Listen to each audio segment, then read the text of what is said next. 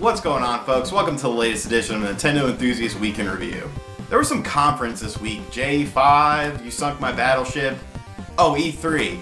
Yeah, Nintendo really mucked that up pretty bad. So we're going to talk about that on this week's show. So without any further ado, let's jump into this past week's news.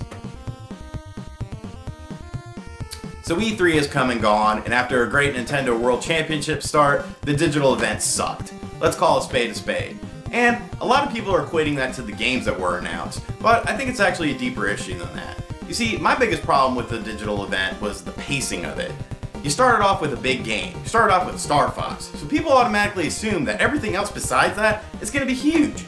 And it wasn't. There wasn't any real big surprises. It was all stuff that we pretty much knew about or things that we didn't care about. I'm looking at you, Mario Tennis. Granted, Mario Tennis will be a fun game. It's a great complement game and a great filler game, but still, that's not what people expected at the event. Nintendo, if you didn't have the big games to show off at the event, change up your digital event. It could have been so easy. Look, I'm going to sit here and construct how the digital event should have went.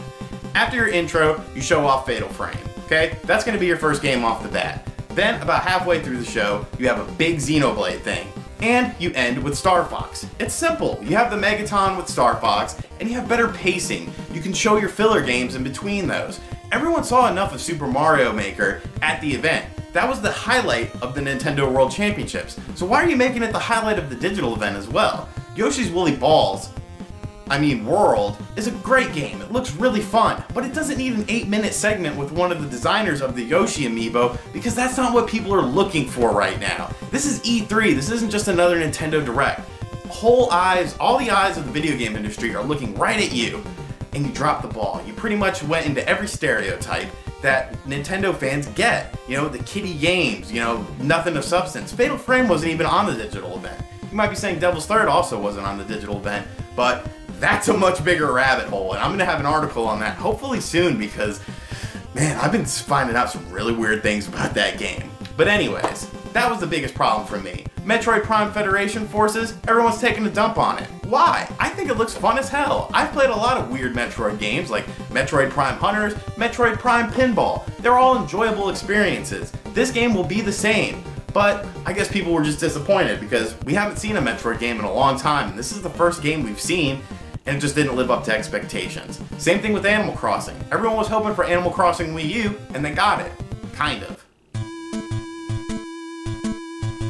Another problem I had with Nintendo's E3 was the use of Treehouse. Now, I think Treehouse is cool as hell. It's a great way to see other games and, you know, different aspects of the games. But in 2014, you had a lot of big games, Hyrule Warriors, Bayonetta 2, so you could show things about those games during the Treehouse that people might have missed out on and during the digital event, and it made sense. This year, you didn't have the Megatons. You don't need to be releasing information during Treehouse stuff. Let me give you an example. So, Star Fox is being created by Platinum Games. Platinum Games, they're pretty much on top of the world right now. Did you find that out during the digital event? No, it was during Treehouse. That's a terrible misstep. That is another great thing to plug into Star Fox to make it, you know, appealing to people that Platinum Games is making the game. Another thing, Fatal Frame. Fatal Frame was shown on the last day of the Treehouse, and that was generally accepted as one of the better Treehouse presentations, but you didn't see it during the digital event. Treehouse is a great thing. I love Treehouse, but you need to use it right. Don't use it to show off games that you didn't show during the digital event that people wanted to see in the first place. Fast Racing Neo is another game. That game blew people's freaking minds, man. You're not getting F-Zero. You don't have F-Zero. Why the hell did you not show anything during the digital event? Doesn't make sense to me. This week's Retro Game of the Week is brought to you by PunchOutGaming.com. From retro gaming to modern, PunchOutGaming.com has you covered. Join their Facebook group for the best sales as well. Link in description. So everyone seems to hate Metroid Prime Federation Force, and this week's Retro Game of the Week is another Metroid game everyone hates. I'm not quite sure why. Metroid Other M. Yeah, the story's kind of weird, but the gameplay is top-notch. I really enjoyed this game. I remember paying full price for it when it first released, and I loved it. I still love it to this day. I still play it occasionally. Sure, it's not a traditional Metroid game, but sometimes it's fun to try different things and try, you know, branching out from the standard Metroid games. So, this game gets a pass in my book, much like Metroid Prime Federation Forces will more than likely get a pass. If you haven't picked this up yet, you definitely should. Don't listen to everyone who says, oh, the game sucks, because it's actually a pretty good game. Another problem I had with Nintendo's digital event was the lack of any indies. Now you might be saying to yourself, indies, got a little spotlight with the whole 9 downloadable games for free during the E3 where you get the demos, and that was cool. Nindies at home. That's the word I was looking for. And I liked that. I really appreciated that, and I thought it was good. But I'm talking about the actual digital event. There was nothing. Sony had them, Microsoft had them in their press conferences, and Nintendo didn't. And Nintendo really needs to understand that this is their third parties, so they should be treating them with the utmost respect and give them a chance to shine on the center stage. Hell, they did it last year, remember? And there's tons of great indie games they could have shown, like Freedom Planet, which, holy shit, that's a Sonic game I've wanted for years now. Years, Sega. And you have games like Fast Racing Neo, which we talked about earlier, which just look freaking amazing. Runbow, which really utilizes the Wii U's capabilities. There's so many great indie games on the 3DS and the Wii U, and you didn't see any of them during the digital event. There really should have been a 5-minute block of indies, and I think a lot of people would have appreciated that and learned about these other games instead of having to learn about Fast Racing Neo during the Treehouse presentation. So did I hate Nintendo's E3? Not really.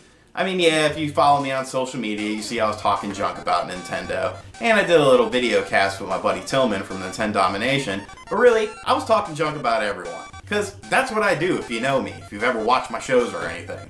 I have a big mouth. That's why people like me, I guess. So, Nintendo's E3 wasn't the worst thing ever, but it was pretty damn bad. And it really showed a lack of direction.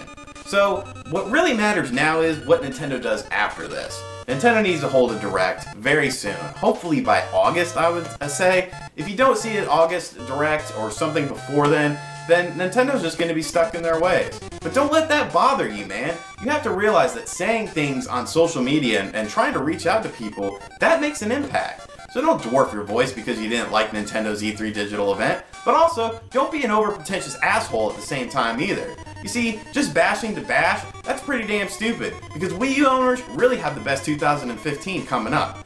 All that cool stuff that was shown for Sony and Microsoft, a lot of that stuff's 2016 and beyond. When you look at it on paper, the Wii U really has one of the strongest 2015 lineups out of any company. So, appreciate what you do have. Don't be an over-pretentious asshole going on, message boards and making videos, Nintendo's doomed, blah blah blah. Yeah, they messed up on E3, and I almost said a very bad word right there. They messed that up. What they have to do is they have to realize that they messed up, move forward, because really, after E3 happens and goes, a week later, nobody really remembers it. So, that's one thing you guys got to keep in mind. And that's going to do it for this week's show. I hope you guys enjoyed it. Let me know what you guys thought about E3 in the comments section below. Be sure to like the video, subscribe to our channel, and look for a bunch of E3 related videos coming from Jason now that he's back from E3 this upcoming week on Nintendo Enthusiast YouTube channel.